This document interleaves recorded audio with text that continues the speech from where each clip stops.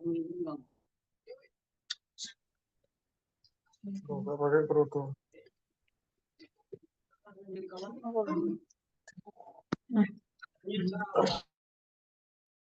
Edukasi. Nah, saya kira itu sangat mendefinisikan tempat tersebut. Ya. Di tempat itu, di hasil dulu kita akan melakukan salah satu episode penting di mana ketika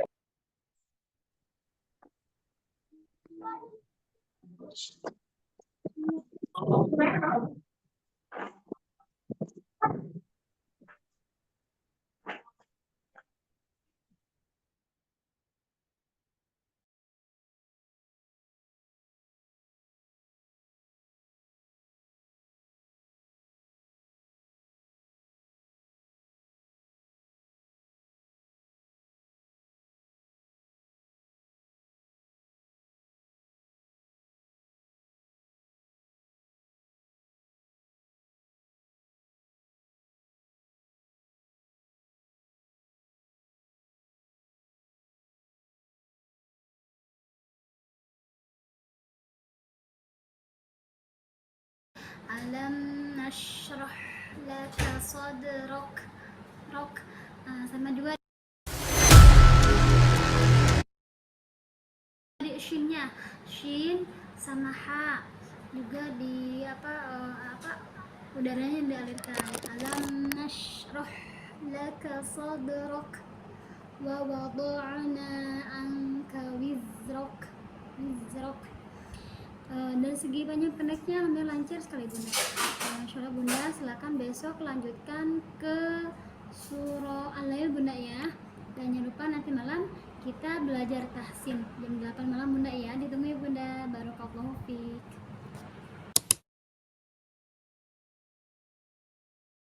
Sampai berapa usia kita nanti?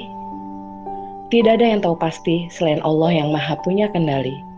Pertanyaannya kini, sudah punya bekal apa ketika malaikat maut datang nanti? Duhai umat, berapa ayat yang terakhir kali kau lantunkan? Berapa surat yang terakhir kali kau hafalkan? Sungguh, kapankah terakhir kali kau membaca Quran? Waktu kita tidak lama lagi. Semoga Allah masih memberikan kesempatan saat ini. Saat semua penat kehidupan menyapa, kembalilah hanya pada Quran. Karena ia adalah teman sejati yang tidak mengecewakan. Berapa jauh pun jaraknya, apapun aktivitasnya, baca Quran dengan lancar kini bukan hanya jadi impian. Mari jadi hafiz Quran.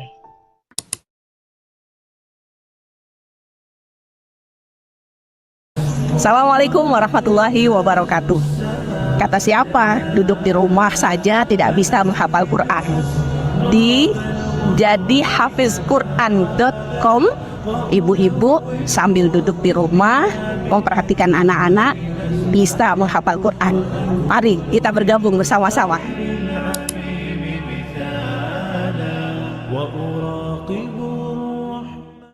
Assalamualaikum.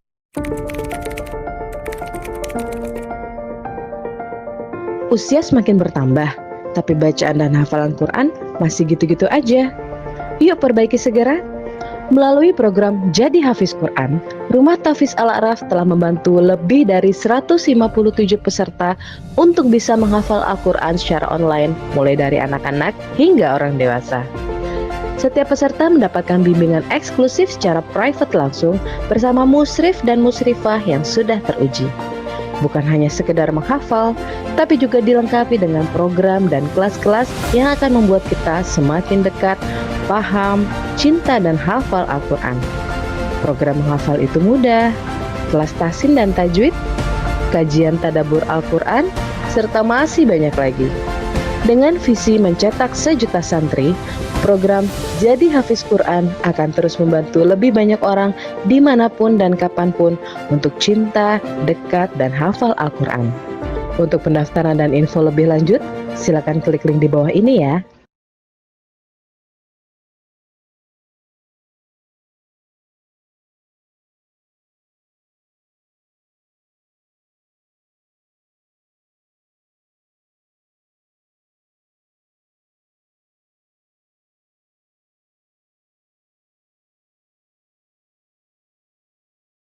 Adek. Baik, a'udzubillahi minasyaitonirrajim. Bismillahirrahmanirrahim. Assalamualaikum warahmatullahi wabarakatuh. Waalaikumsalam warahmatullahi wabarakatuh. Masya Allah, tabarakallah. Alhamdulillahirabbil alamin. Assalatu wassalamu ala asrafil anbiya'i wal mursalin Sayyidina Muhammadin wa ashabihi wa man tabi'ina lahum bi ihsani la illa yaumiddin amma ba'd. Abang kakak ayah bunda yang dirahmati oleh Allah Subhanahu wa taala, segala puji dan syukur kita haturkan kehadirat Allah Subhanahu wa taala. Berkat rahmat, hidayah serta inayahnya lah kita dapat berkumpul kembali pada malam hari ini untuk menimba ilmu-ilmu syar'i. Ilmu-ilmu yang kelak akan berguna bagi kehidupan kita fid dunya wal akhirah. Salawat beserta salam tak lupa juga kita limpah curahkan kehadirat baginda Nabi Muhammad sallallahu alaihi wasallam. Karena berkat perjuangan dakwah beliaulah kita dapat merasakan nikmat iman, Islam dan ihsan dengan sempurna hingga pada malam hari ini. Apakah kakak bunda yang dirahmati oleh Allah Subhanahu wa taala, alhamdulillahirabbil alamin, kembali berjumpa dengan kami, berjumpa dengan saya. Bagi yang belum mengenal, izinkan saya memperkenalkan diri kembali. Nama saya Muhammad Ferdi. Insya Allah didapuk untuk menjadi moderator pada kajian malam hari ini. Abang kakak bunda yang dirahmati oleh Allah Subhanahu wa taala, alhamdulillah tema kajian kita pada malam hari ini adalah sebuah pertanyaan. Adalah sebuah pernyataan. Ternyata inilah sebab hilang hafalanku.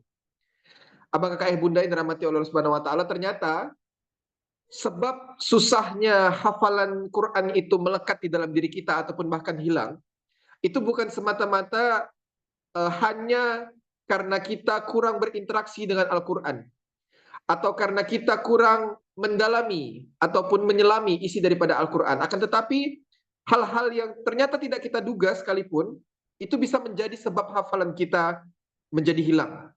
Yang pertama ada makanan, lalu minuman, dan juga barang-barang kebutuhan sehari-hari yang ternyata itu semua merupakan barang-barang yang non halal ataupun haram. Secara tidak sadar kita gunakan. Nah, bisa jadi itu merupakan salah satu penyebab daripada hafalan Quran kita tidak melekat kepada diri kita. Insya Allah pada malam hari ini bersama dengan Ustazah Chelsea Arta, Masya Allah tabarakallah. Beliau ini adalah seorang konten kreator.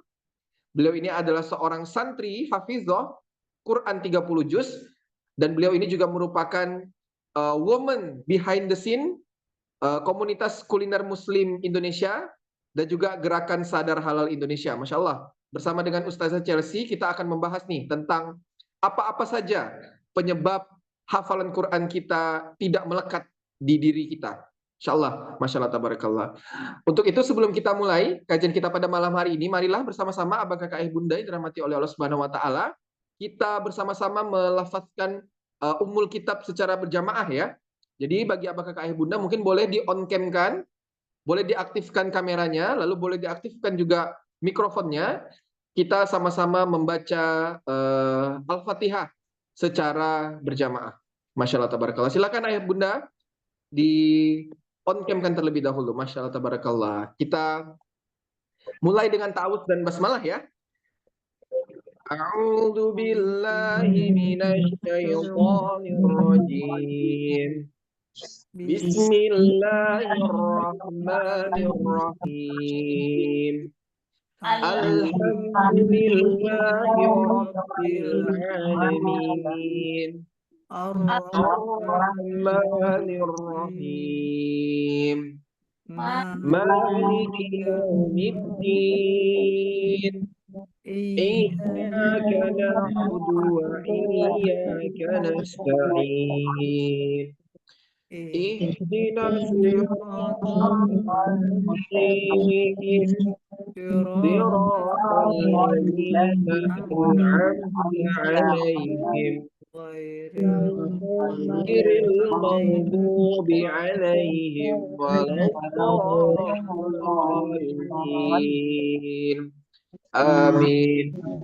Sadaqallahul azim. Alhamdulillahirabbil alamin. Semoga dengan keberkahan Ummul Kitab membuat kajian kita pada malam hari ini dilimpahkan barokah oleh Allah Subhanahu wa taala. Amin amin ya rabbal alamin.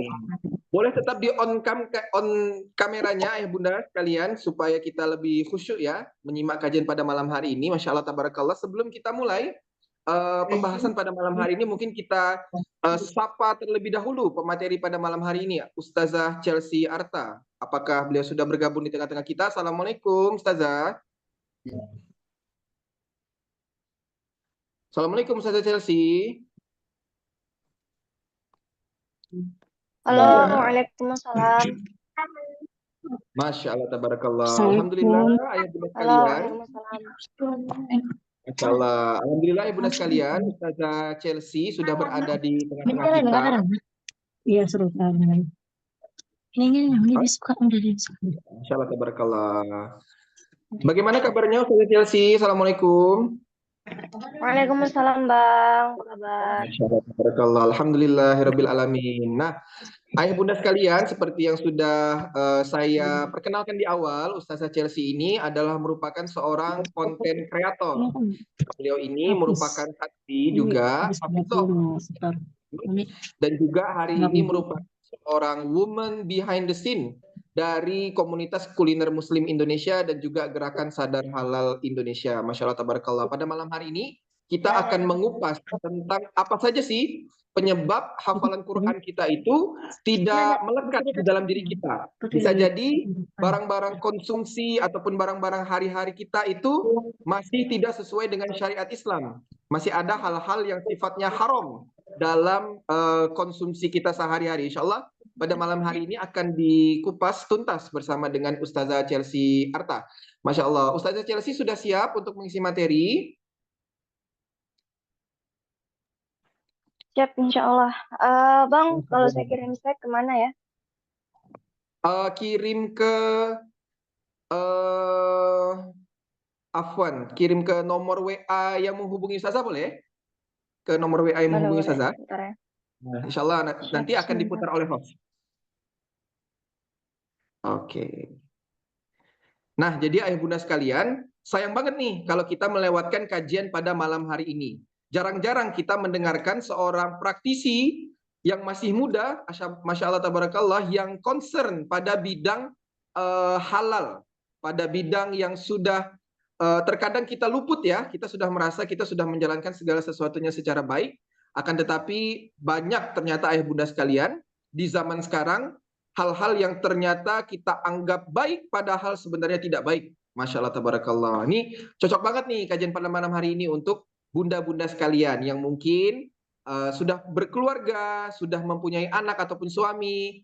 Ini adalah kajian yang bunda sekalian pada tunggu banget insya Allah. Kita sambil menunggu ya, diputarkan slide-nya oleh host. Iya, mohon izin ya bunda ya. Udah saya kirim. Oke, dikirim ke nomor admin saja Ustazah. Sudah, boleh dicek, Bang.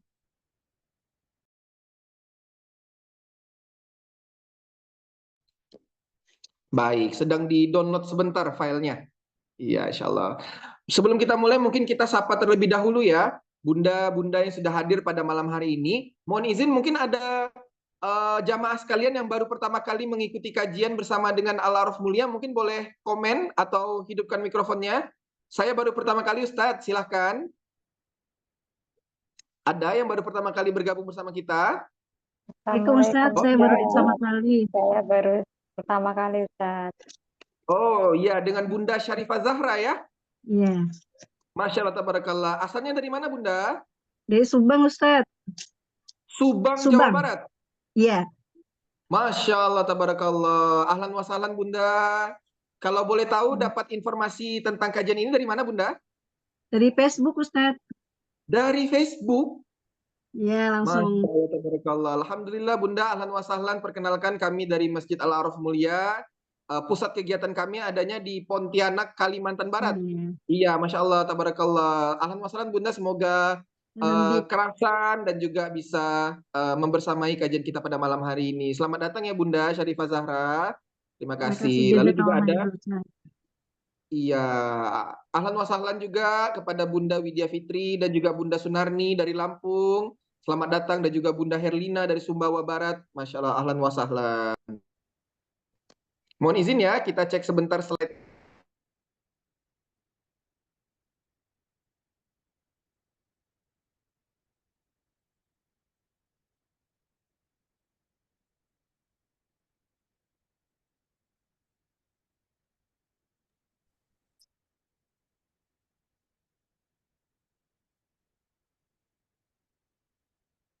Ngapain?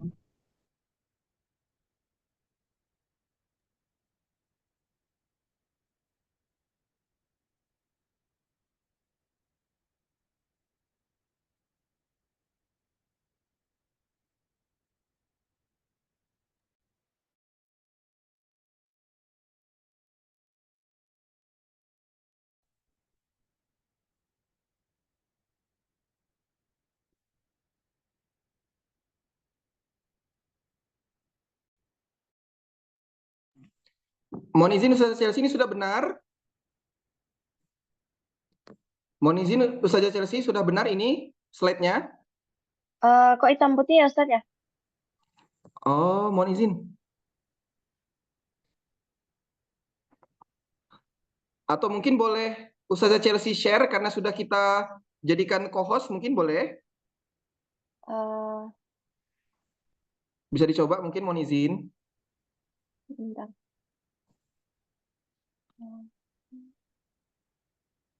Bisa? Agak susah sih kayaknya Ustadz, saya pakai handphone soalnya.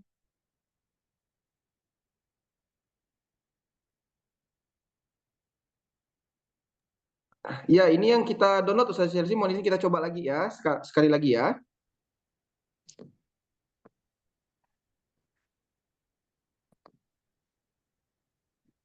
Iya, mohon izin ya Bunda sekalian. Ya. Terus saya opening dulu kali ya. Boleh, tafadhol Ustazah, mohon izin. Oke. A'udzubillahi minasyaitonirrajim. Bismillahirrahmanirrahim. Assalamualaikum warahmatullahi wabarakatuh. Waalaikumsalam Waalaikumsalam. warahmatullahi wabarakatuh. Rabbi shrah li sadri wa yassir li amri wahlul 'uqdatam min lisani yafqahu qawli. Qul subhanaka la ilma lana illa ma 'allamtana innaka antal alimul hakim. Wa qur rabbi anzilni munzalan mubarakan wa anta khairul munzilin. Asyhadu an la ilaha illallah wa asyhadu anna Muhammadar Rasulullah. Allahumma sholli ala sayyidina Muhammad wa ala ali sayyidina Muhammad. Alhamdulillah Rabbil Alamin. Pada malam hari ini saya berkesempatan untuk sharing bareng bunda-bunda sekalian. Salam kenal, nama saya Chelsea Arta dari Pontianak. Ada yang sudah pernah ke Pontianak, Bunda? Ada yang udah pernah ke Pontianak? Alhamdulillah belum Ustazah. Belum. Pontianak itu di Kalimantan Barat ya, kalau belum tahu ya. Oke, insya Allah pada malam hari ini kita niatnya sharing cerita-cerita apa yang bisa saya bagi sedikit. Semoga bermanfaat bagi bunda-bunda dan insya Allah tidak berniat untuk menggurui, tapi lebih kepada ini bentuk kepedulian saya kepada bunda-bunda sekalian. Insya Allah. Oke. Saya Chelsea dari Pontianak, usia saya baru 24 tahun.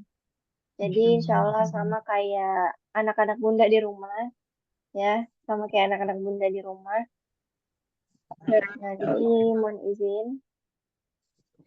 Mohon izin Ustazah Chelsea, mungkin kemungkinan ada kendala teknis nih, gambarnya tidak sesuai dengan yang kita harapkan. Kira-kira apakah boleh kita lanjut atau seperti gimana Ustazah Chelsea? Boleh. Boleh ya, mohon izin ya. Insya Allah kan gambarnya tetap, tulisannya tetap kelihatan nih. Aduh, Masya Allah. Ya, kendala teknis Ustazah Chelsea. Oke, atau dibuka pakai handphone, di screenshot satu kali gitu ya, Bang. Oh, boleh. Saya coba dulu ya. Oke, Bismillah. Nah, jadi bunda-bunda sekalian, hari ini saya berkhidmat di salah satu masjid di Pontianak, namanya Masjid Kapal Munzalan Indonesia. Mungkin bunda-bunda pernah dengar ya. Nah, Masjid Kapal Munzalan Indonesia itu di bawah kepengasuhan Ustadz Lukmanul Hakim, Ustadz Lukman. Ada yang kenal? Ya, saya berkhidmat di Masjid Kapal Munzalan tahun 2022 sampai sekarang. Sebelum saya berkhidmat di Masjid Kapal Munzalan, saya sempat mondok di Pondok Tahfiz Maryam College di nggak jauh dari situ. Nah, alhamdulillah salah satu santri juga ngafal Quran di situ juga. Nah, jadi di sini saya pengen minta izin bercerita sebagai seorang santri penghafal Quran. yang dimana perjuangan dalam menghafal Quran tuh tidak mudah ya Bunda. Bunda-bunda di sini mungkin sedang berjuang dalam menghafal Quran, betul nggak? Sedang ya, Betul, betul. betul ya. Apa kendala dalam menghafal Al-Quran coba? Kayaknya. Lupa. Apa kendalanya? Cepat Sering lupa. lupa. Sering lupa, terus Mudah lupa. Satu hal nah, yang mudah terus ingat, mudah lupa. mudah ingat, mudah Tuh, lupa, kayak nggak terus ada waktu. kayak nggak ada waktu, terus Tidur banget. Ada beberapa ayat yang sulit dihafal. Kalau Bunda itu surat An-Nisa itu beda gitu cara hafalnya. ya sama. Dulu saya mulai ngafal Quran tuh usia 20 tahun. Sama, susah juga masuknya. Setelah saya tanya sama guru saya, kenapa hafalan kita susah masuk? Ya. Guru saya bilang, wajarlah hafalan susah masuk. Udah berapa lama ninggalin Quran? Udah berapa tahun bikin dosa? Jelek gitu. Jadi ternyata salah satu sebab ya Bunda yang bikin hafalan kita susah masuk itu adalah dosa-dosa masa lalu kita. Termasuklah saya yang pada saat itu susah sekali ngafal Quran. Maka gimana caranya tuh Kak Chelsea? Gimana treatment ustadznya waktu Kak Chelsea mondok? Maka kami di treatment tuh salah satunya dengan sibuk beramal soleh. Nah, kayak gitu. Terus juga kalau mondok tuh kan biasa ada habit-habit ya atau kebiasaan-kebiasaan yang kita wajib kerjakan Bunda. Jadi sebelum tidur itu biasanya kita wajib sholat sunnah tobat sama hajat, ya kan? Nah, biasanya teman-teman saya yang sholat sunnah tobat sama hajatnya tuh banyak, hafalannya tuh juga kuat Bunda. Nah, dan penghafal Quran itu harusnya ya, penghafal Quran itu salah satu yang membuat hafalannya itu kuat, mudah menghafal adalah sholat tahajud. Jadi kalau bunda-bunda hari ini sedang menghafal Al-Quran, mungkin salah satu tips dari saya, jangan pernah tinggal sholat tahajud. Walau saya pun sedang berusaha, walau saya pun lagi berusaha gitu ya. Karena sholat tahajud itu by invitation only. Hanya bagi yang diundang saja sama Allah. Ya kan? Syarat sholat tahajud itu apa? Kita harus tidur dulu, ya kan? Kadang niatnya tidur 15 menit, bablas sampai subuh, betul nggak? Ujung-ujung nggak sempat sholat tahajud. Tapi itu salah satu rahasia para penghafal Quran. Jadi ada pepatah yang mengatakan kayak begini. Aibnya seorang penghafal Quran adalah di saat dia tidak sholat tahajud. Dan kebanyakan kawan-kawan saya yang hafal Quran itu juga bilang kayak gitu. Penghafal Quran, kalau tahajudnya los, bolong, lalai, itu aib sekali bagi mereka. Karena itu dua hal yang tidak bisa dipisahkan. Ternyata itu. Oh, Masya Allah. Ya, jadi penghafal Quran itu Mohon izin. ya memang apa ya? Jadi gini, tahajud itu kan by invitation only ya bagi orang yang terpilih, bagi siapapun yang Allah izinkan untuk bangun. Nah, orang-orang yang terpilih ini kan bisa mudah bangun ibadah tengah malam tuh kan bukan sesuatu yang mudah ya Bunda. Maka apa yang menjadikan mereka bisa diizinkan Allah untuk bangun? Boleh jadi salah satunya adalah sebab dia terbebas dari maksiat pada hari itu. Karena yang menyebabkan kita tidak bangun tahajud adalah karena ada maksiat yang kita lakukan pada hari itu. Ada dosa yang kita lakukan pada hari itu. Dosa sih pasti ada ya.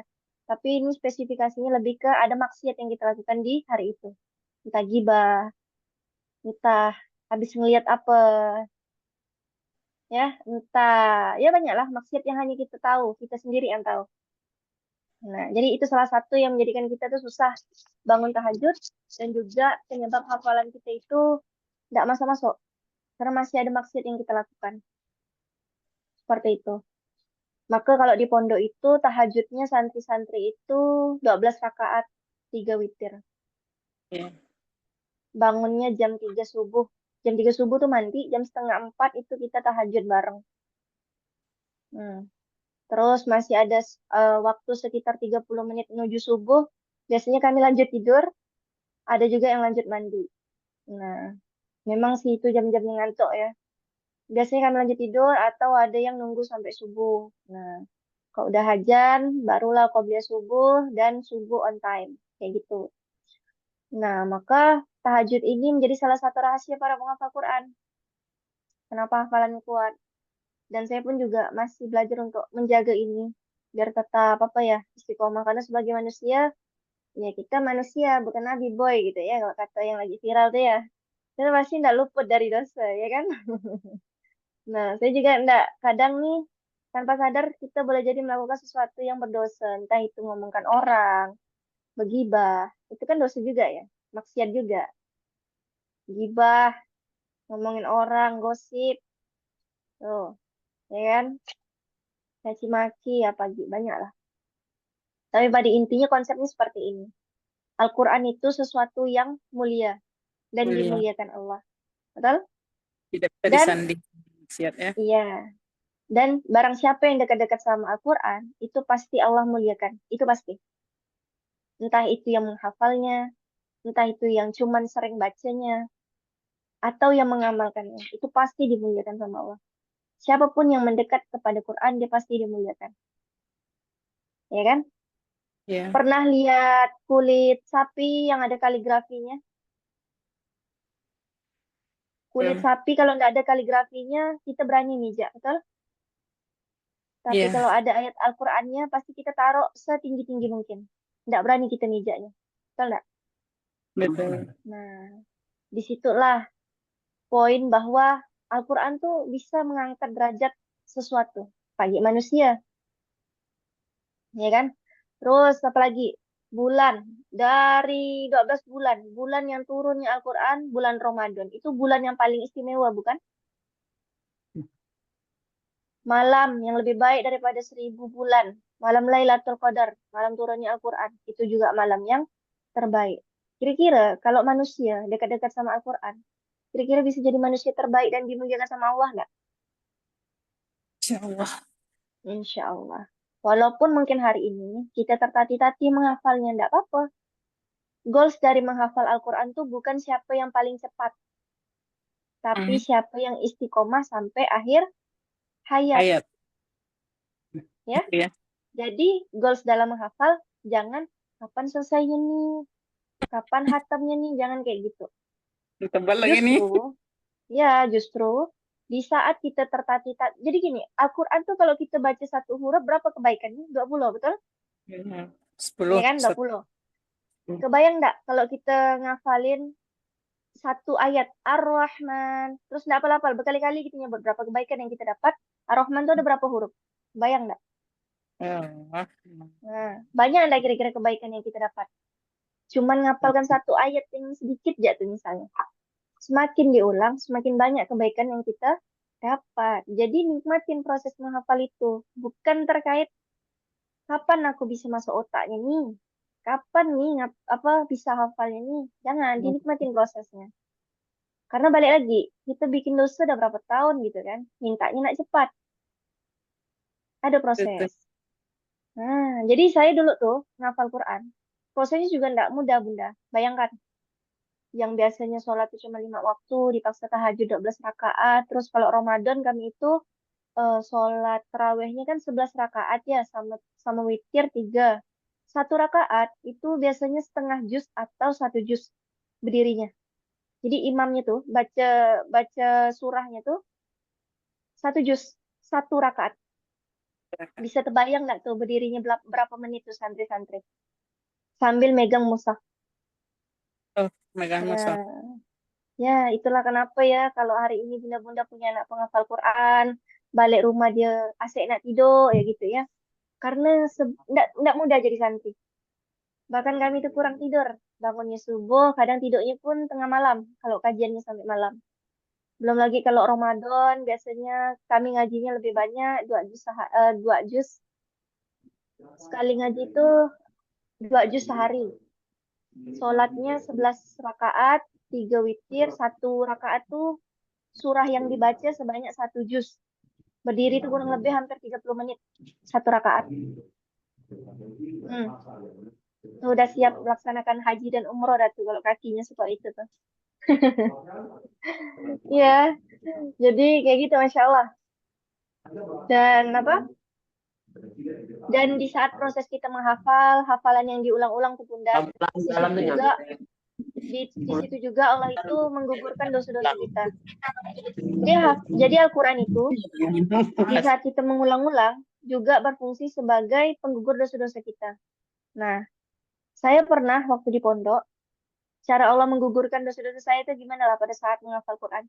Jadi pasti Bunda nih tidak jarang mendengar anak-anak tuh kalau ngafal Quran, terutama yang pondok tahfiz ya, pasti ada aja laporan anaknya sakit. Terus sakitnya tuh bukan yang sakit biasa gitu, ya kan?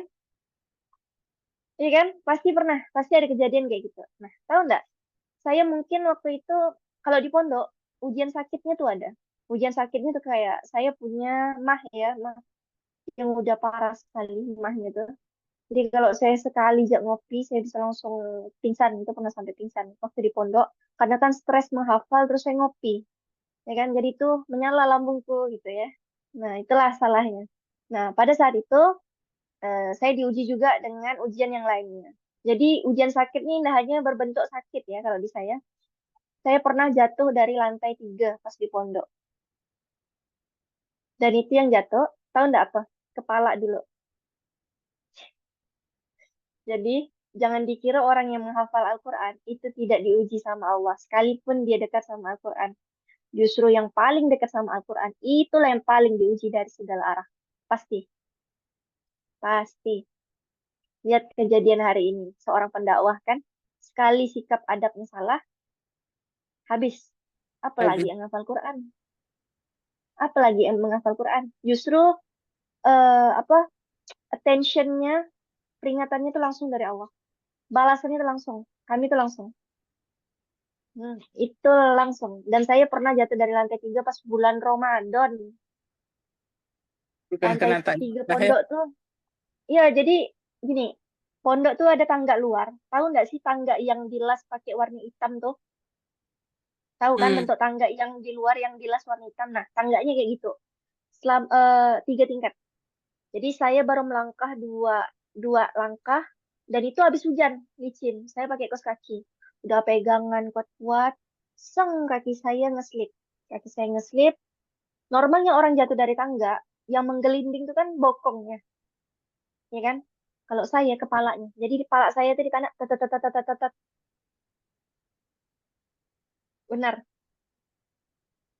Itu saya udah pasrah. Kalau seandainya saya betul-betul lost dari tangga itu karena ada bolongannya. Kan saya bisa langsung terjun bebas dari tangga ya. Kalau seandainya terkeluar dari pagar. Tapi ternyata di pagar aja. Dan itu nggak ada cedera. Maksudnya cederanya cuman kayak memar bagian sebelah kanan. Jadi kepala saya merah, badan saya ini biru, bokong saya biru, sebelah kanan. Nggak bisa tidur baring. Karena badannya semuanya remuk. Rasanya remuk. Saya nggak bisa baring. Di situ saya banyak menghabiskan waktu di kamar. Apa dosaku nih Allah. Sampai kata guru saya waktu kajian gini. Dan saya bukan korban yang pertama. Ada dua orang sebelumnya juga. Jadi yang sebelumnya itu jatuh dari lantai 2. Kalau saya lantai 3. Jadi apa kata guru saya?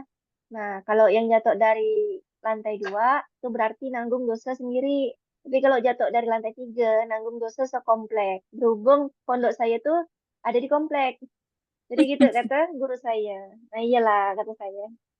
Tapi alhamdulillah atas izin Allah, hari kelima saya udah bisa ikut distribusi telur. Padahal pada saat itu tuh harusnya belum boleh ya, harusnya itu istirahat baring kayak gitu. Tapi karena saya ini nggak bisa diam, hari kelima saya udah sampai baring terus mau keluar lah gitu. Mau kemana ke cari kegiatan, ikut Ustadz distribusi gitu kan. Pergilah saya distribusi. Karena kalau distribusi kan berjalan yang nggak sakit badan. Tapi kalau baring sakit sekali. Jadi saya tidurnya itu duduk. Dan pala saya nggak ada, belum ada aneh. Cuman bahu saya agak tinggi sebelah Bunda ternyata setelah dicek tahun ini baru ketahuan. Bahunya agak tinggi sebelah mungkin gara-gara jatuh. Dan ini bukan jatuh yang pertama kali. Saya juga pernah jatuh dari lantai 2 waktu saya umur 5 tahun. Jadi kata pengasuh saya itu terjun dari lantai 2. Ini terjun yang penjatuh. Tahu lantai 2 yang di dalam rumah? Tahu ya, bisa kebayangkan. Nah, itu kan ada pagar. Saya itu masih kecil, umur 5 tahun ke bawah.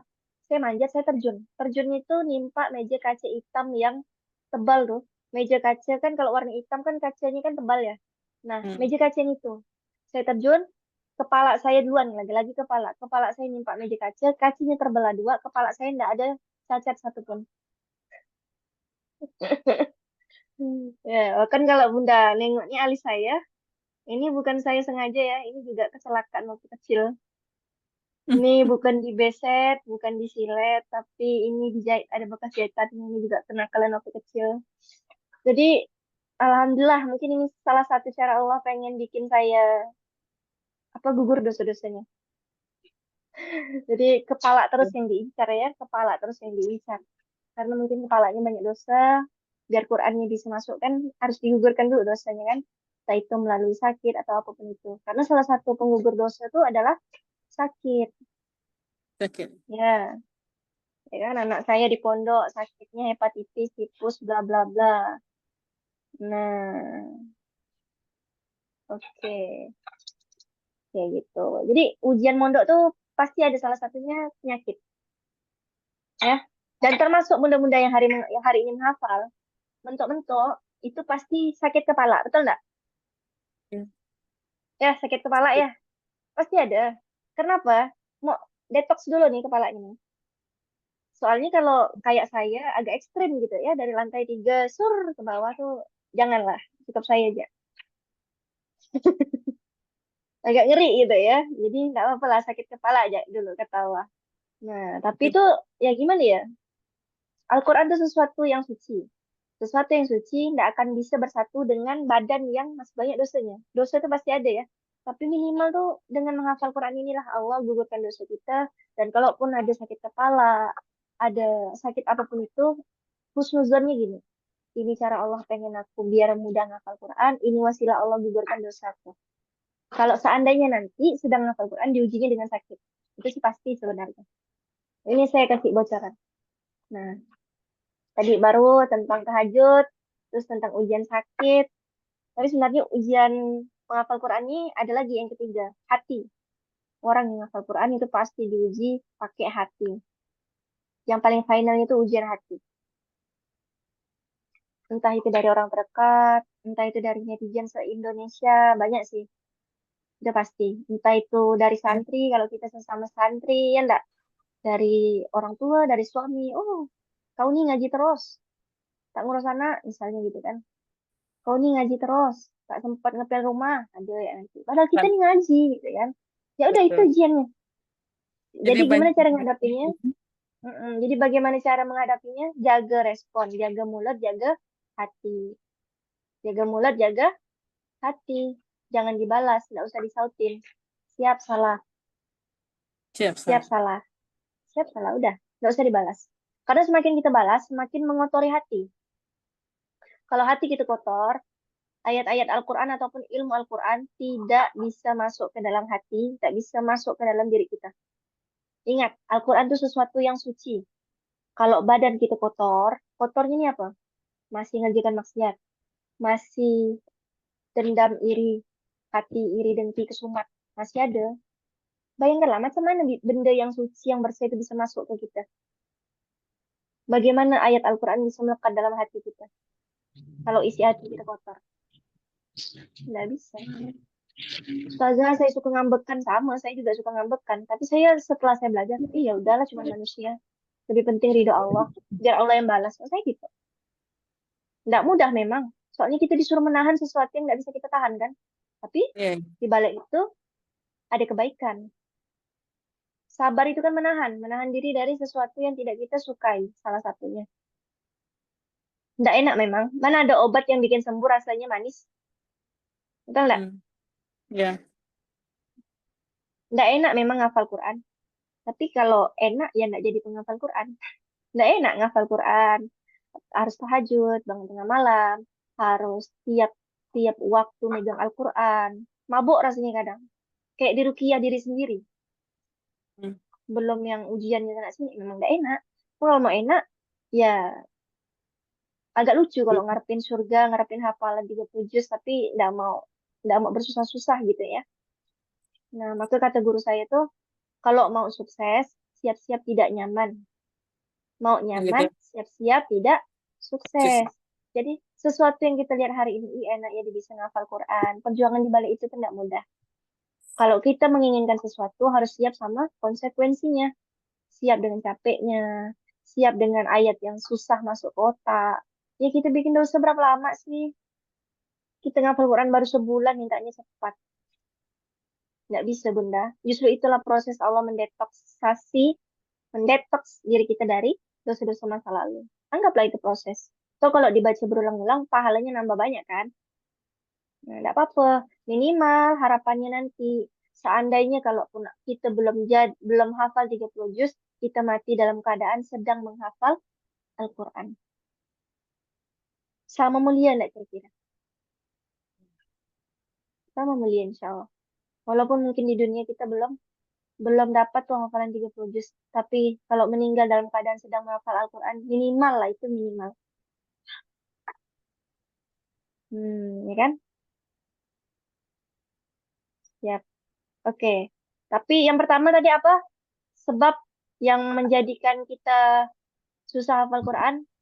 Maksiat. Kedua, Maksud tahajudnya belum istiqomah. Yang ketiga, sakit. nah, ujian sakit yang menjadikan kita salah respon, ya kan? Nah, Iya. minimal tuh sakit kepala lah pastinya bunda-bundanya, ya kan? Sakit kepala, Iya. ada ya sakitnya ujung-ujung tuh, aduh nggak bisa ngapal, aku kayaknya udah mau, ada kayak gitu kalau sakit. Kalau santri tuh mesti kayak gitu, mak sakit, nak balik, mesti kayak gitu.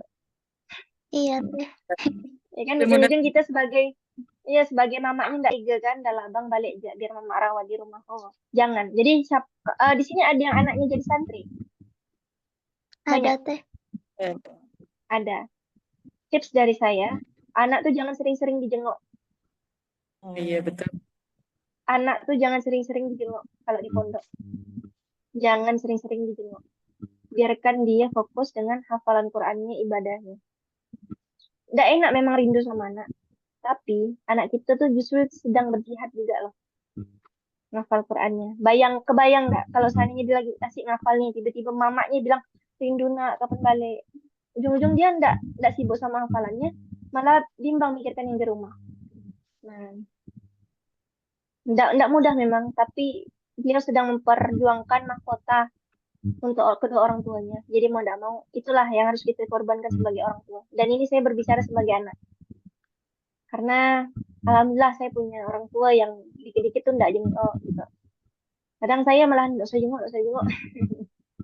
Nah, bukan anak tuh jahat atau tega ya, tapi apa ya, itu salah satu tips dari guru saya. Anak tuh jangan sering dijenguk, biar dia fokus sama hafalannya. Durhaka ke? Enggak lah, justru di saat mereka mau mondok, itu mereka sedang berjuang untuk surga bagi kedua orang tuanya loh. Dan orang tuanya diuji dengan rasa rindu. Ya, ada konsekuensinya. Nah, jadi bunda-bundanya juga harus menyemangati. Nah, abang nggak boleh cengeng. Jangan minta jenguk terus. Selesaikan hafalannya ya. Insya Allah mama support dari rumah. Oh, senang sekali anak itu. Mama doakan abang selalu. Cukup gitu. Insya Allah. Nanti kalau udah selesai hafalannya, kita orang yang paling bahagia. Di dunia dan di akhirat. Karena rezekinya anak penghafal Quran tuh Masya Allah, tabarakallah. Allah datangkan dari segala arah. Nah, yang terakhir, apa yang menjadikan hafalan kita sulit? Apakah slide-nya sudah bisa dibuka? Yang menjadikan, oke, boleh dibukakan Bang sambil saya opening. Yang menjadikan hafalan kita susah masuk, salah satunya adalah rezeki yang haram. Apa? Rezeki yang haram. Rezeki yang haram tuh ada dua. Zat dan sifat. Sifat dan zat. Apa yang pertama? Sifat dan Zat. Nah, sifat tuh maksudnya gimana? Cara mendapatkannya. Sebagai orang ini berhubung banyak orang tua ya. Iya teh. Rezeki yang haram secara sifat itu bagaimana cara kita mendapatkannya. Jangan sampai kita mendapatkan rezeki itu, mohon maaf, dengan cara mencuri, dengan cara menipu, dengan cara korupsi, dengan cara bekerja di lembaga-lembaga yang diharamkan oleh Allah, riba segala macam gitu ya.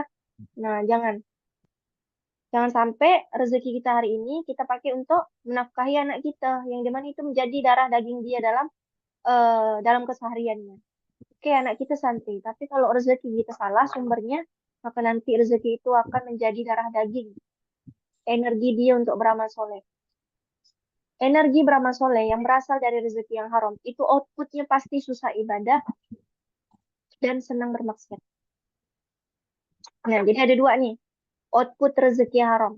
Output rezeki haram itu bikin manusia susah beribadah dan cenderung kepada maksiat. Oke.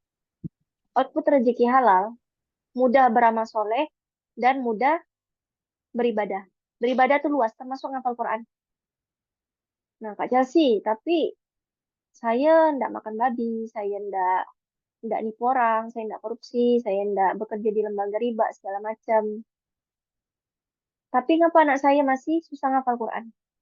Coba lihat slide-nya. Hari ini boleh jadi kita dijebak dengan beberapa hal yang akan saya sebutkan nih di slide. Nah, Bunda, perlu diketahui hari ini babi dan turunannya itu terpecah menjadi 1.300 turunan produk. Ada berapa? 1.300 turunan produk. Nah, maka dari babi ini bulunya itu bisa menjadi kuas yang dipakai untuk mengoleskan makanan, bakar-bakaran segala macam. Terus dagingnya bisa untuk sate, sosis, bakso, segala macam gitu ya. Bisa jadi rendang babi, babi kecap.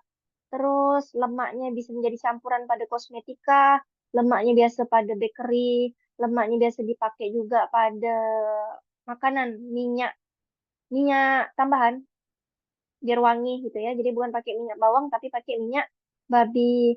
Terus jeroannya bisa jadi vaksin, insulin. Tahu insulin? Yang untuk orang diabetes. Nah, itu ada vaksin yang berasal dari babi. Namanya porcina tulisannya. Nyebutnya porcin. Porcina tulisannya, nyebutnya porcin. Nah, kalau nemu insulin yang tulisannya porcin, itu bisa dipastikan dari babi karena porcin itu nama lain babi di dunia medis. Oke, dan vaksin itu sedikit sekali vaksin yang sudah halal. Nah, next gelatin. Kalau bunda-bunda tahu marshmallow, tahu bakery, tahu es krim, kenapa harus sertifikasi halal? Karena salah satu titik kritisnya ada pada gelatin. Gelatin ini penggumpal, pengawet. Biar apa? Jadi gelatin ini fungsinya sebagai penggumpal. Kalau pada marshmallow kan dia kenyal-kenyal tuh. Nah, itulah kenapa bisa kenyal-kenyal. Hmm? Di es krim. Ya, kalau di es krim tuh bedanya es krim kita, bedanya es krim yang mahal sama es krim yang kita bikin sendiri kan teksturnya beda. Kenapa bisa beda? Salah satunya ada unsur gelatin. Ya kan? Kayak kalis gitu bentuknya. Kalau es krim yang mahal, gelato-gelato ya kan pakai gelatin. Dan gelatin ini berasal dari ekstraksi kulit dan tulang hewan. Hewannya apa aja? Bisa yang halal, bisa yang haram. Hewan yang halal, sapi, kambing, ikan. Terus hewan yang haram, bisa dari babi. Oke, suara saya aman? Suara saya putus-putus enggak? Enggak. Oke, berarti kalau putus-putus sinyalnya Bunda tuh yang bermasalah, coba dicek. Nah, oke. Jadi gelatin itu juga ada pada cangkang kapsul. Tahu cangkang kapsul yang apa? Yang keras, terus kalau kena air liur bisa langsung lunak. Tahu? Cangkang kapsul yang seperti itu, tahu ya? Nah, kenapa dia bisa seperti itu? Itu karena cangkang kapsulnya menggunakan unsur gelatin. Itu unsur gelatin tuh bisa bikin kayak gitu. Bisa bikin sesuatu menggumpal kalau kena air liur. Nah, gelatin juga ada pada cangkang kapsul. Itulah kenapa obat-obat yang pakai cangkang kapsul itu kalau bisa beli yang sertifikasi halal. Jadi babi ini ada di segala lini. Bisa ada di fashion, bisa ada di obat-obatan, bisa ada di makanan. Dan juga kosmetika. Terus terus tulangnya bisa jadi karbon aktif. Karbon aktif ini biasanya berfungsi di filterisasi air mineral. Pernah lihat botol air mineral ada logo halalnya? Pernah enggak? nanya, kenapa sih air mineral harus sertifikasi halal? Kan cuman air. Nggak pernah, tapi pasti penasaran. Karena Bunda, air itu kan halal. Tapi ternyata yang berpotensi menjadikan dia haram ada pada prosesnya. Proses penyulingannya atau proses penyaringan yang disebut filterisasi itu menggunakan eh, filter yang berasal dari karbon aktif atau arang aktif. Asalnya dari mana? Dari tulang hewan atau tumbuhan. Hewannya ini yang menjadi subhat kalau dia berasal dari tulang hewan. Tulang hewan yang mahal itu dari sapi. Tulang hewan yang murah biasanya dari babi. Jadi, bentar lagi lebaran, hati-hati beli air mineral. Cari yang ada logo halalnya. Karena itu kritis sekali pada mesin penyaringannya. Itu salah satu alasannya. Kenapa air mineral wajib sertifikasi halal. Karena air mineral pun bisa haram. Ternyata. Ya kan? Terus kulitnya. Ternyata kulitnya itu tidak sekedar bisa jadi kikil, kolagen, kerupuk kulit. Dia juga bisa jadi sol dalam sepatu. Bisa jadi dompet kulit. Sol dalam sepatu tahu? Nah, kalau bunda-bunda pergi ke toko-toko sepatu olahraga, merek New Balance itu ada. Merek New Balance sepatu yang terbuat dari kulit babi dalamnya. Pig skin. Atau nanti boleh Google lah. Sepatu yang berasal dari pig skin. Itu ada. Kan tidak dimakan Kak Chelsea, memang tidak dimakan Bunda. Tapi kalau seandainya kita pakai itu di mall, kita pakai nih sepatu itu di mall. Mau wudhu buka sepatu kan. Habis wudhu kita pakai lagi sepatunya. Najisnya berpindah dan sholat dalam keadaan najis. Sah nah sholat kita? Tidak sah. Memang tidak dimakan, tapi membatalkan sholat. Itu babi. Jadi babi itu sesuatu yang haram dan najis. Oke, next Bang. Next Ustaz. Berikutnya, tadi baru babi Bunda. Kita hari ini tidak sekedar memerangi babi ya, tapi ada lagi yang lainnya yang perlu kita pelajari. Namanya angciu. Ada yang pernah lihat botol ini? Coba, ada yang pernah lihat nggak? Di mana?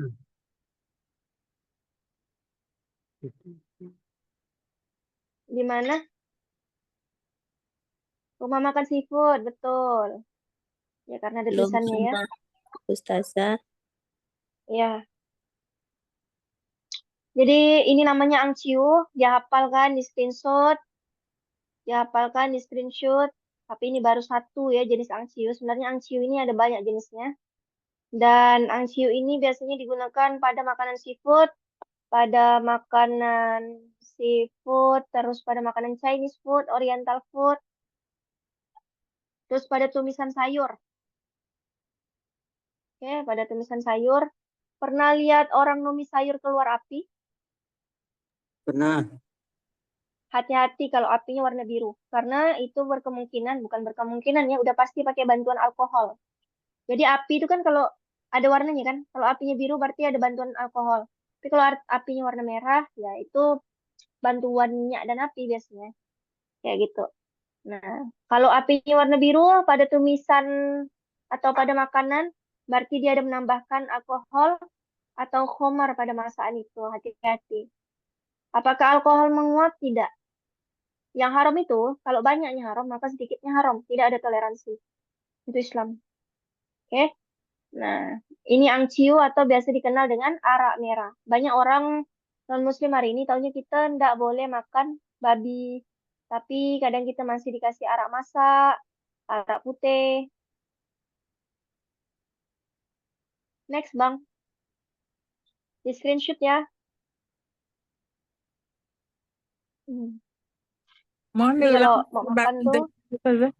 Ibu belum screenshot. Yang nanti mungkin di awal, nanti kalau di akhir kelas mungkin nanti di apa? Dilihatin lagi. ya. Next, ya. Next ini ada mirin. Mirin ini biasanya ada pada makanan Jepang. Jadi ada yang tahu sushi? Sushi itu biasanya ya terbuat dari sesuatu yang mentah-mentah kan Bunda, sashimi segala macam. Nah, mirin ini fungsinya untuk memarinasi daging ikan biar tidak amis. Nah, normalnya kita orang Indonesia kalau mau marinasi ikan itu pakai apa? Pakai bawang putih, bawang merah, kunyit, jeruk, banyak lah ya. Yes. Ya, tapi kalau orang Jepang marinasinya pakai mirin. Mirin ini khomer yang sering sekali dicampurkan pada masakan Jepang, termasuk pada sushi, sashimi, teriyaki, kayak gitu. Rasanya manis, alkoholnya tinggi. Dan ini golongan khomer ya. Khomer tuh haram. Dan mirin ini biasanya juga digunakan sebagai soyu. Campuran pada soyu. Soyu itu saus sushi. Nah, jadi kalau anak-anaknya mau makan sushi atau mau jenguk anaknya di pondok, jangan asal belikan makanan dari luar. Boleh jadi salah satu sebab anak kita susah menghafal hari ini karena kita tidak memilah betul-betul makanan yang mereka makan. Ya kan? Jangan sampai kita beli nasi goreng ternyata pakai angsiu atau beli sushi ternyata belum sertifikasi halal dan ada miringnya. Ngeri. Nggak nampak benda-benda nih, tapi harus kita tanyakan dan kita harus belajar.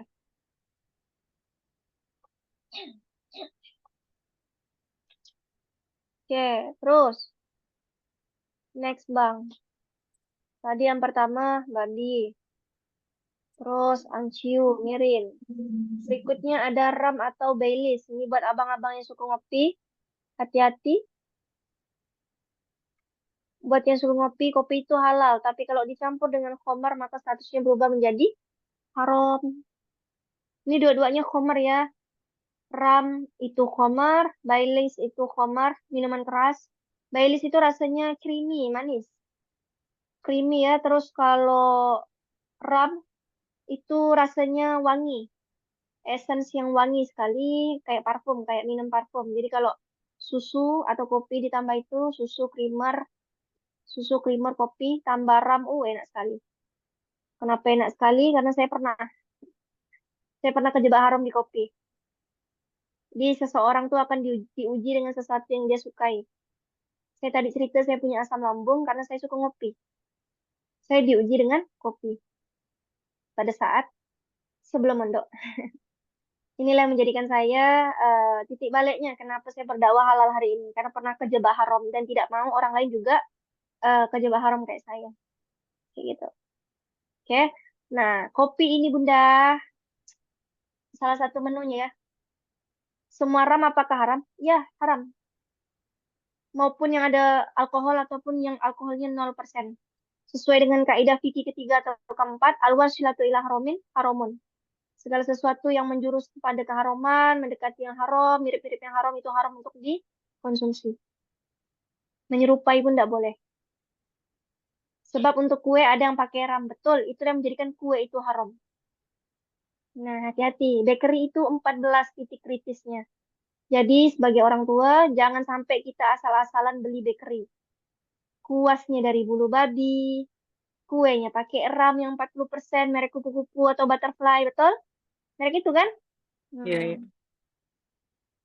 Hati-hati, hati-hati. Inilah yang menjadikan hafalan anak kita boleh jadi susah dan kita pun susah ngafal Quran. Kenapa?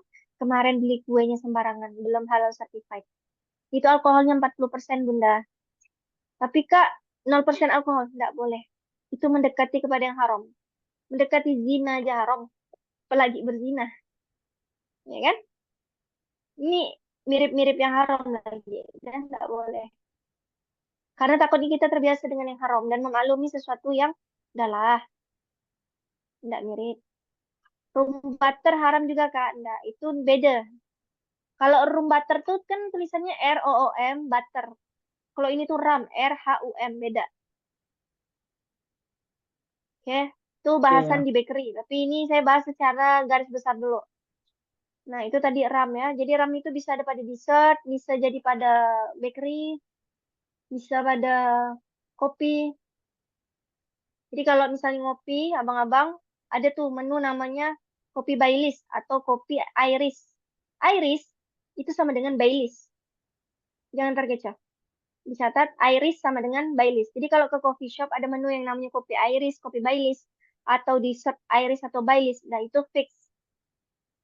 Kita fix, ngopi tempat lain aja.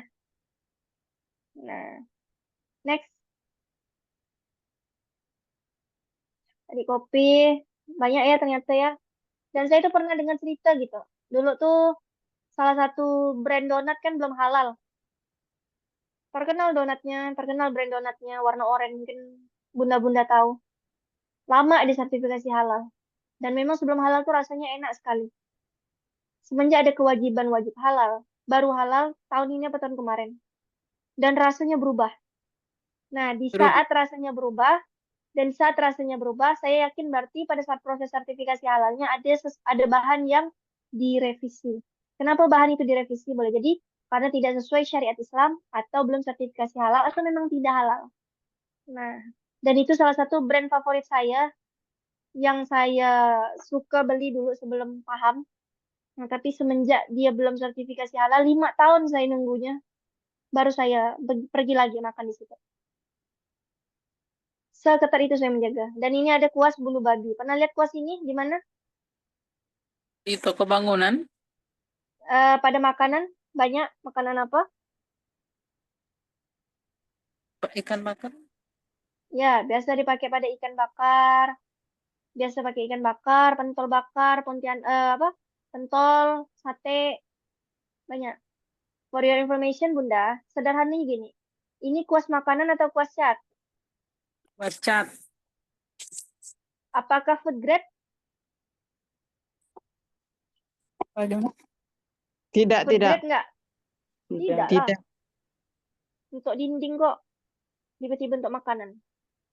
Sesederhana itu sebenarnya kita memahami fungsi sesuatu. Jadi kalau seandainya digunakan untuk makanan, tepat enggak? Tidak. Dan kebanyakan kuas-kuas yang saya temukan di seluruh Indonesia itu seperti ini. Kok Kak Chelsea bisa bilang kuas seluruh Indonesia kayak begini? Karena saya punya tim ada di 40 titik di seluruh Indonesia. Kerjaannya cuma menyita kuas-kuas yang haram dan digantikan dengan yang baru. Jadi saya punya kader di 40 titik di seluruh Indonesia, ada di Ternate, Bandung, Bogor, Yogyakarta, di Jambi, Lampung, banyak. Dan rata-rata kuas yang kami temukan tuh dua ini. Dan selain itu, kenapa saya bisa katakan kedua ini kuasnya non halal atau terbuat dari kuas bulu babi? Karena saya pernah, kami dari Kuliner Muslim Indonesia pernah uji laboratorium dan hasilnya positif mengandung DNA babi. Nah, Ya Allah. ya, anak kita hari ini di pondok kira-kira jajan sembarangan enggak ya? Ada mamang pentol, mang, beli mang. Pernah kepikiran sampai situ enggak sih? Tapi ini karena saya pernah mondok, santri-santri itu bebas gitu, pakai motor di pondok. Jadi kemana-mana lah mereka jalan beli kopi, beli kue. Saya kadang suka marahin. Siapa lagi yang bertanggung jawab tentang ini nih, Ustazah? Kita semua. Kita nggak bisa nyalahin pemerintah. Saya kalau mau nyalahin pemerintah, nggak ada yang namanya gerakan sadar halal sampai hari ini. Kalau mau nungguin orang, ngarepin orang yang ada kecewa, lebih baik kita gerak duluan. Nyelamatin yang terdekat, udah terdekat, teredukasi, baru kita nyelamatkan banyak orang. Semakin kita menyalahkan banyak orang, semakin jauh dari pertolongan Allah. Itu kalau prinsip yang diajarkan sama guru saya. Jadi siapa yang bertanggung jawab? Kita semua. Kita jaga anak-anak kita, jaga suami kita, dari apa yang kita kasih, dari apa yang kita masakkan hari ini, ya kan? Kita edukasi, kita ingatkan, kan kita udah belajar nih hari ini. Jangan sembarangan jajan, jangan beli ini, beli itu. Kan kita udah teredukasi, kita sampaikan ulang. Minimal ke yang terdekat dulu. Nah, next. Terus kalau udah mampu, udah keluarga terdekat udah teredukasi, baru kita edukasi orang-orang yang kita temui di luar sana. Misalnya mau beli kue, mau beli roti bakar, kita tengok kuasnya kayak gitu. Bang, saya nggak jadi beli. Ini kuas cat, bukan kuas makanan. Kayak gitu. Nah, kalau yang di Jakarta mungkin belum pernah lihat ya babi itu ada bulu, tapi inilah bentuk babi yang berbulu. Kalau di Kalimantan kami di pedalaman tuh biasa di jalan-jalan lewat-lewat. Dan babi itu kayak gini. Dan negara pengekspor rambut babi paling tinggi itu adalah Cina. Negara yang paling tinggi nomor satu yang menerima rambut babi itu adalah Indonesia. Abang-abang, bunda-bunda kalau punya Instagram boleh follow @GSH Indonesia. Ada artikel saya tulis di situ tentang kuas bulu babi, dibaca aja. GSH ya. GSH Indonesia, boleh tolong diketik di kolom kolom chat, boleh tolong diketik. GSH Indonesia. Di follow, ada artikelnya, ada teman-teman juga dari seluruh Indonesia, ada videonya, video gerakannya segala macam. GSH Indonesia. Ada beberapa artikel saya tulis tentang data-datanya segala macam. Ya, @GSH Indonesia di Instagram ya. Nanti di follow. Follow, dibaca, dibagikan di WhatsApp. Jadi jangan sampai kita hari ini hanya menyelamatkan diri sendiri, tapi kita juga harus menyelamatin orang lain. Oke, next Bang.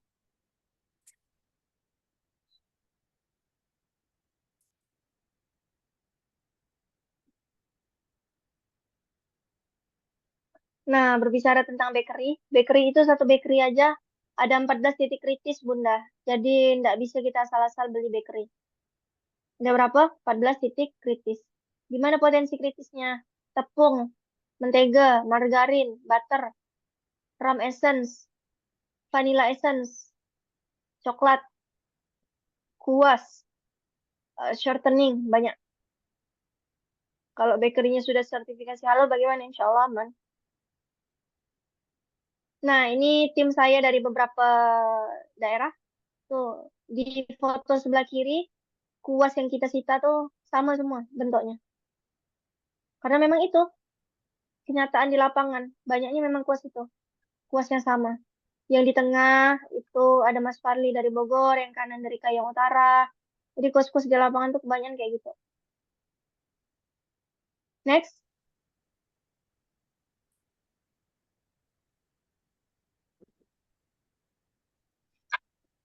Nah, yang terakhir, makanan yang terbuat dari darah.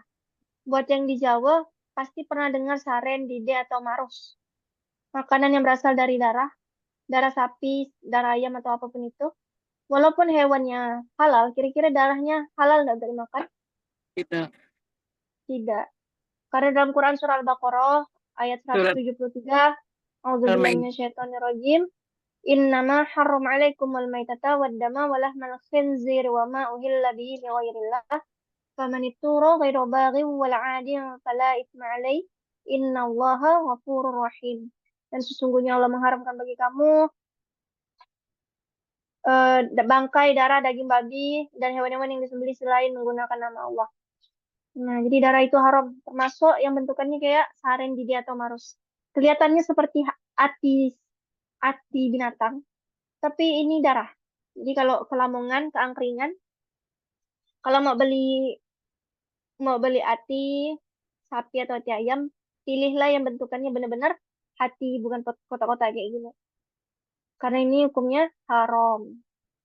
Maka pertanyaan kita pada malam hari ini adalah, sudah halalkah makanan kita yang kita makan pada malam hari ini? Udah halal belum makanan kita selama ini kira-kira?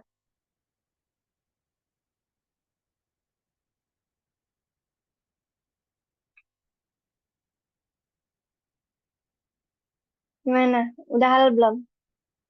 Jadi ragu saja. Kita harus bikin Dan lagi salah satu, ya, sendiri ya Ustazah ya. gimana, Bu? Masak lagi nih. Saya juga 2 tahun ini masak sendiri, Bu, kalau ke kantor. Saya masak sendiri tiap pagi. Saya udah mengurangi jajan di luar. Repot memang. Repot memang. Tapi, apa? Itu salah satu ikhtiar. Pagi bekal masak, siang baru makan makanan kantor. Yang di dalam minyak mimi itu gimana nih Ustazah? Nah, nggak tahu tergantung mie-nya mie apa. Kan banyak nih mie yang dijual di Indonesia nih.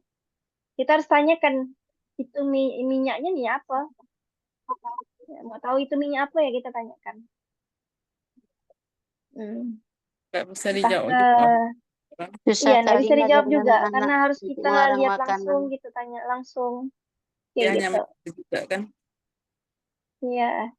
Jadi apalagi kalau yang jualnya non muslim ya.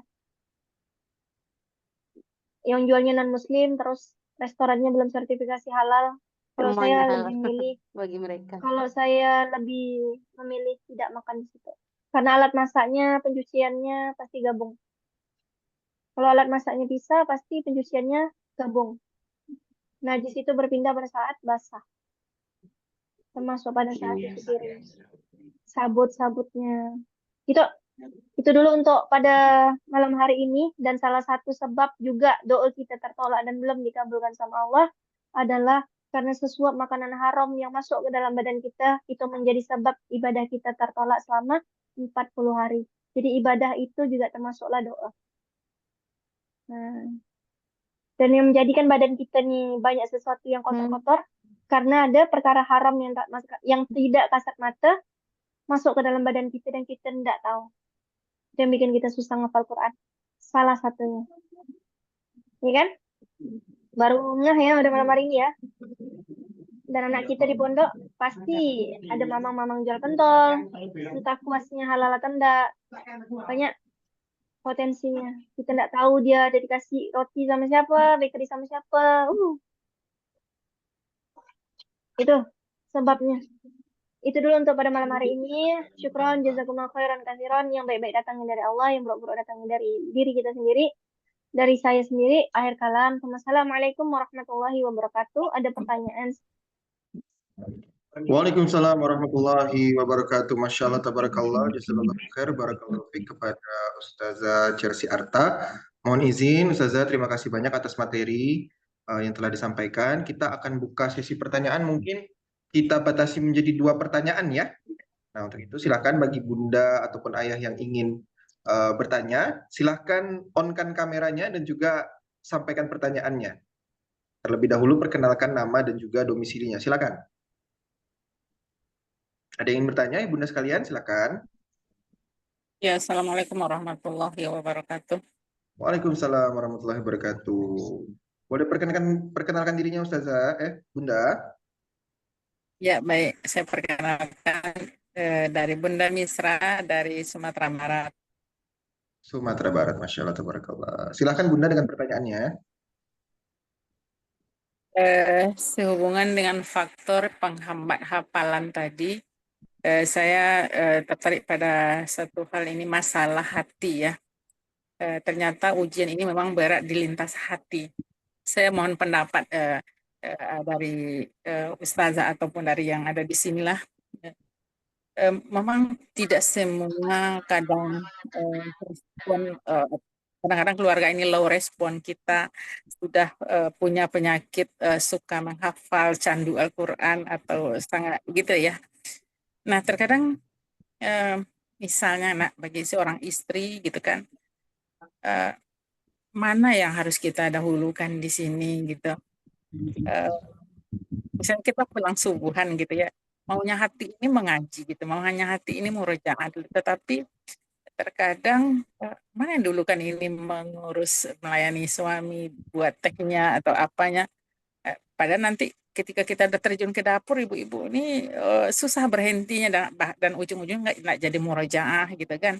Tetapi ketika kita memilih menghafal duluan atau seakan-akan gimana ya, tidak ada yang tidak nyaman gitu. Jadi di sini kan ada cinta Allah gitu kan, cinta suami, ridha Allah, ridha suami gitu. Mana bagusnya yang kita kerjakan dulu. Mohon pendapatnya lah. Ya, Bunda.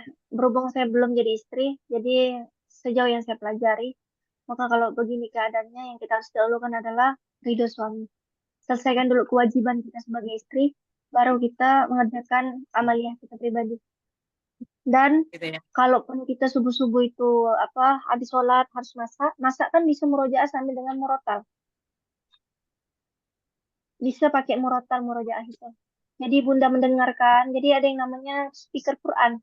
Dengan mendengarkan tuh pakai murotal, insya Allah juga bisa hafal kalau didengarkan sering-sering. Nah, saya qadarullah orang yang kalau ngafal tuh metodenya dengan mendengar, bukan baca. Jadi harus didengarkan dulu nih, karena saya dulu suka dengar musik, sekarang juga masih kayak gini dikurangi.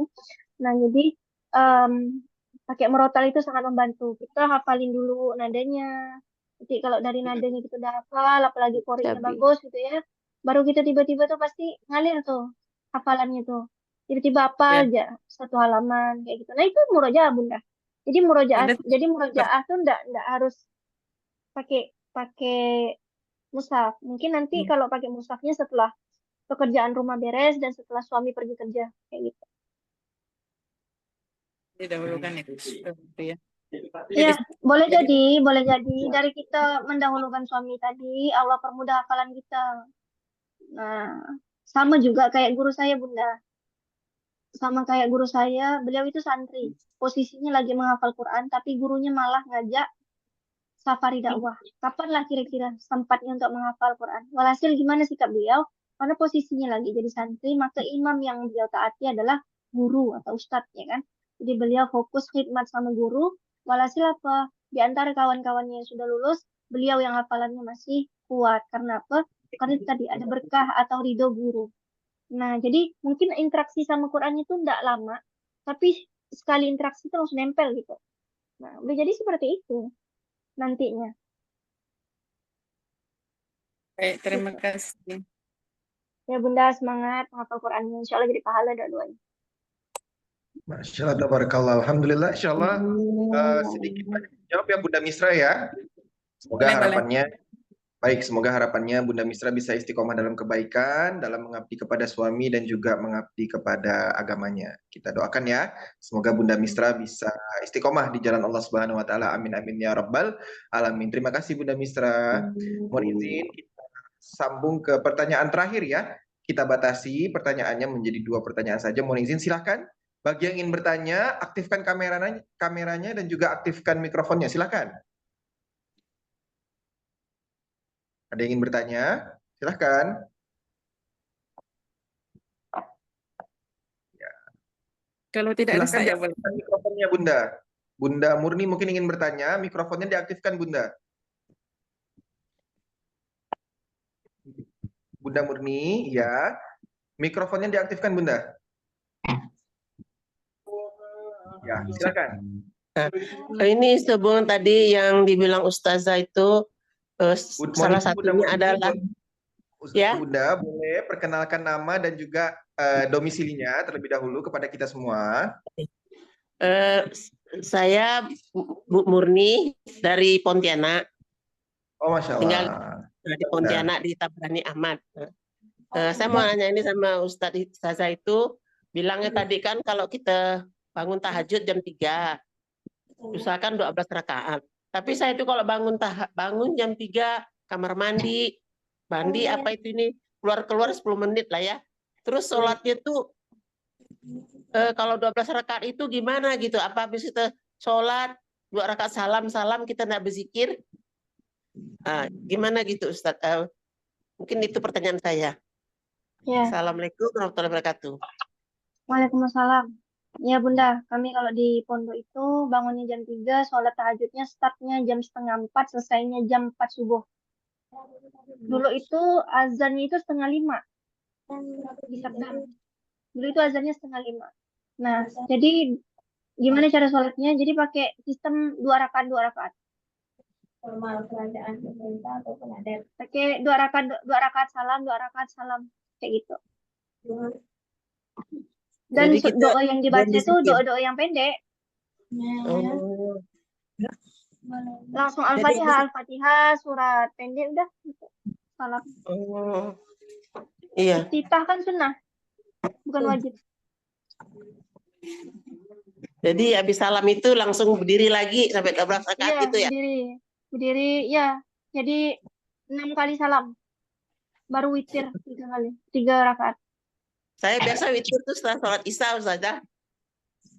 Boleh. Boleh. Sama aja kita... sebelum. Ya Ustazah. Ya Ustazah.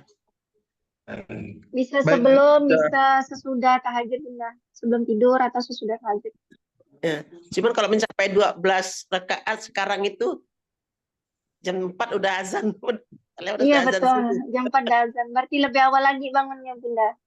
Iya. Yang penting dikerjakan. Begini Ustazah, habis assalamualaikum enggak berzikir berdiri lagi. Iya, berdiri lagi. Terakhir baru berzikir berdoanya. Iya, sambil nunggu subuh. Atau Oh, zikirnya habis subuh. oh gitu ya Ustazah ya. Mm-mm. Iyalah, terima kasih. Assalamualaikum warahmatullahi wabarakatuh. Waalaikumsalam. Waalaikumsalam warahmatullahi wabarakatuh. Terima kasih Bunda Murni di Pontianak. Masya Allah ini orang dekat nih ya. Iya, dekat rumah Kami sekali nih. Mm-mm. ya kita doakan ya, semoga Bunda Murni bisa istiqomah di dalam kebaikan, bisa tahajud lebih awal, tahajud lebih sering, dan juga bisa istiqomah 12 rakaat. Kita doakan ya Bunda Murni ya. Amin, amin, amin. Terima kasih Bunda Murni, mohon izin. Baik, alhamdulillah, apakah Kak Bunda yang dirahmati oleh Allah Subhanahu wa taala, kita telah menyimak ya 2 pertanyaan dan juga jawaban yang telah disampaikan oleh Ustazah Chelsea Arta. Mohon izin, mohon maaf tanpa mengurangi rasa hormat. Semoga dengan pertanyaan yang telah disampaikan sedikit banyak bisa menambah khazanah keilmuan kita ya Bunda sekalian. Insyaallah di lain kesempatan kita akan mendengar pertanyaan-pertanyaan lain. Baik, dengan berakhirnya pertanyaan yang telah disampaikan tadi, maka berakhir pula kajian kita pada malam hari ini. Untuk itu kami ucapkan terima kasih banyak kepada Ustazah Chelsea Arta, jazakallahu khair, barakallahu fiik Ustazah, sudah berkenan untuk mengisi materi kita pada malam hari ini. Ya, makasih Ya, banyak Bang. semoga kita doakan ya ayah bunda sekalian, Ustazah Chelsea diberikan keistiqomahan di dalam kebaikan, diberikan keistiqomahan dalam dakwah di bidang halal dan lain sebagainya, dan juga kita doakan yang tidak kalah pentingnya semoga diberikan pasangan yang terbaik kepada Ustazah Chelsea. Amin amin ya. Amin. Masyaallah tabarakallah. Mohon izin Ustazah Chelsea sebelum kita tutup, ayah bunda sekalian yang dirahmati oleh Allah Subhanahu wa taala, kajian kita pada malam hari ini kira-kira bermanfaat nggak nih? Bermanfaat sekali. Bermanfaat sekali, Masya Allah, tabarakallah. Kira-kira setelah ini semakin semangat nggak untuk menghafal Quran? Insya Allah. Semangat ya. Alhamdulillah. Amin. Kita belajar sebab-sebab hafalan Quran kita tidak melekat. Kira-kira pengen nggak didampingi untuk belajar Al-Quran secara eksklusif? Masya Allah, tabarakallah. Bagi apakah ayah bunda yang pengen kita dampingi belajar Al-Quran secara private, eksklusif, silakan tulis nama dan juga nomor handphonenya di kolom komentar sekarang. Bagi apakah ayah bunda yang ingin didampingi belajar Al-Quran secara private, eksklusif bersama dengan musyrifah, ustadz dan ustazah terbaik, silahkan tulis nama dan juga nomor handphonenya di kolom komentar sekarang juga. Silakan ayah bunda sekalian. Kita di program Jadi Hafiz Quran, kita akan mendampingi ayah bunda sekalian dalam proses menghafal yang akan membawa kita kepada keridhaan Allah Subhanahu wa taala. Insyaallah. Silahkan bagi apakah ayah bunda yang ingin didampingi belajar Al-Quran secara private dan eksklusif bersama dengan ustadz dan ustazah terbaik, tulis nama dan juga nomor HP-nya di kolom komentar sekarang. Kita tunggu nih beberapa.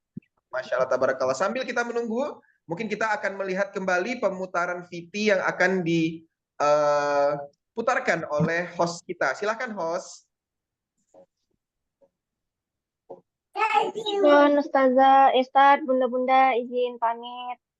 Terima kasih Ustazah Chelsea. Masya Allah, tabarakallah, barakallahu fiik. Assalamualaikum warahmatullahi wabarakatuh. Terima kasih Ustazah.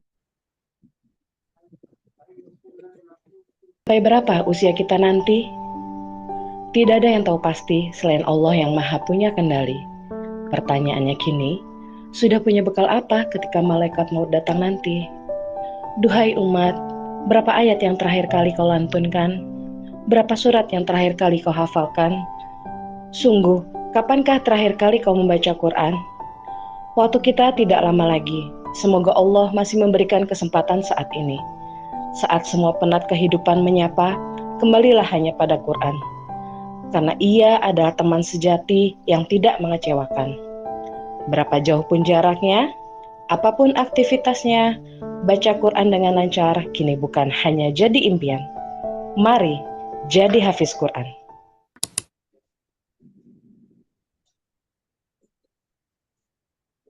Assalamualaikum warahmatullahi wabarakatuh.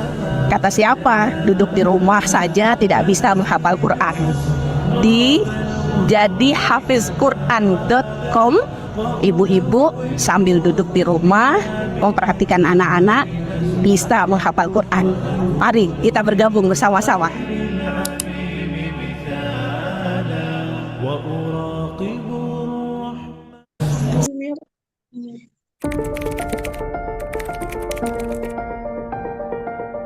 Usia semakin bertambah, tapi bacaan dan hafalan Quran masih gitu-gitu aja.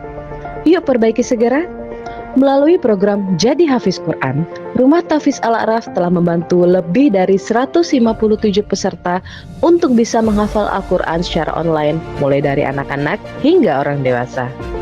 Setiap peserta mendapatkan bimbingan eksklusif secara private langsung bersama musyrif dan musyrifah yang sudah teruji. Bukan hanya sekedar menghafal, tapi juga dilengkapi dengan program dan kelas-kelas yang akan membuat kita semakin dekat, paham, cinta, dan hafal Al-Quran. Program menghafal itu mudah, kelas tahsin dan tajwid, kajian tadabbur Al-Quran, serta masih banyak lagi. Dengan visi mencetak 1 juta santri, program Jadi Hafiz Quran akan terus membantu lebih banyak orang dimanapun dan kapanpun untuk cinta, dekat, dan hafal Al-Quran. Untuk pendaftaran dan info lebih lanjut, silakan klik link di bawah ini ya. Masya Allah, tabarakallah, telah kita sama-sama simak video perkenalan dari program Aki. Bagi apakah kakak bunda sekalian yang ingin menghafal Al-Quran secara eksklusif, private, dan juga didampingi oleh ustadz dan ustazah terbaik, silahkan tulis nomor HP dan juga namanya di kolom komentar. Masya Allah. Sudah ditulis ya, Insya Allah. Alhamdulillah. Baik, Alhamdulillahirrahmanirrahim. Dengan itu maka berakhirlah semua rangkaian acara kita pada malam hari ini. Alhamdulillah, kami ucapkan terima kasih banyak. Jazakallahu khair kepada semua ayah bunda yang istiqomah mengikuti kajian bersama dengan Masjid Al-A'raf Mulia, baik orang-orang lama ataupun orang-orang baru yang baru bergabung pada malam hari ini. Kami ucapkan terima kasih banyak. Semoga Allah Subhanahu wa taala membalas semua jeripaya ayah bunda, semua pengorbanan ayah bunda. Zoom sampai pukul 9:30 malam, Masya Allah tabarakallah, di mana orang-orang kebanyakan istirahat, kita masih menuntut ilmu. Alhamdulillah, semoga diganti dengan pahala dan ganjaran berlipat dari Allah Subhanahu wa taala. Amin amin ya rabbal alamin. Untuk itu, apakah ayah bunda yang dirahmati oleh Allah Subhanahu wa taala, kita tutup kajian pada malam hari ini dengan sama-sama melafazkan hamdalah. Alhamdulillahirabbil alamin. Dan juga kita dengan doa kafaratul majlis. Subhanakallahumma wa bihamdika